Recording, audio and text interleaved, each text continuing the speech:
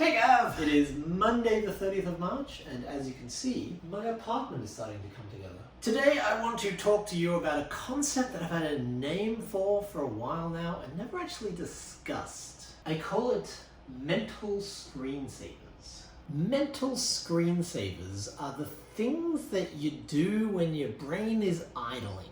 It's kind of tricky to explain, so I'm just going to give you some examples. I have three main mental screensavers that I've had for over a decade now. Number one! Whenever I have even 5% of my brain left over, it's always doing the same thing. And the pattern is just every way that you can put a different combination of fingers down at once. So it's 1, 2, 3, 4, 5. There are 10 ways to put 2 fingers down. There are a corresponding 2 ways to put 3 fingers down. Then there are the same 5 ways to put 4 fingers down, and there is 1 way to put 5 fingers down. This potentially sounds insane, but I've just done this for as long as I can remember. And actually there's a YouTube comedian who did a video about exactly this, and I was like, I'm not alone. Number 2. If I'm watching something on TV and I have even 5% of my brain space left over, I'm working out how many different lines you can draw between these dots. So if you have ever watched something with me, there is a 70-80% chance that I am doing that in my head as we do. The third one's the hardest to explain, but it's also the one I think of most as a screensaver. The goal is to shoot a zap from my finger to the sky.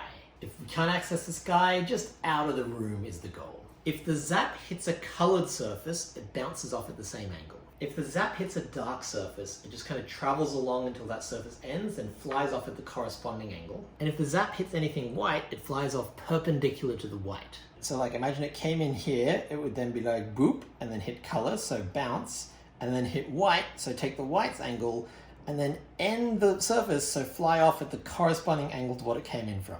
And if the zap hits something transparent, then it refracts at the corresponding angle.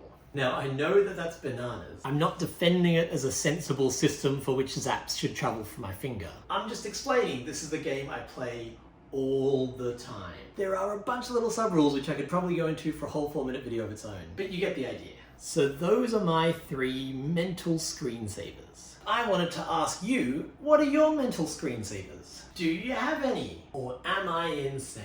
Anyone else, if you have any, feel free to leave them in the comments. I saw a thread about this concept like 15 years ago on a site that no longer exists. And I remember the common one being like, when you're driving in a car, you're shooting out from the side to cut down trees. If you have that one, you'll know what it means. If not, just add it to the pile of crazy. That's all from me. Gav, I'll see you on Wednesday. Unless my math is wrong, that is 20 lines. Which I remember now I have done before, so every time I actually work out that there's 20, I go through and add these dots as well and start again. I lost count, I told you, I can't keep this in my head, especially when we're actually watching TV and there's no actual dots.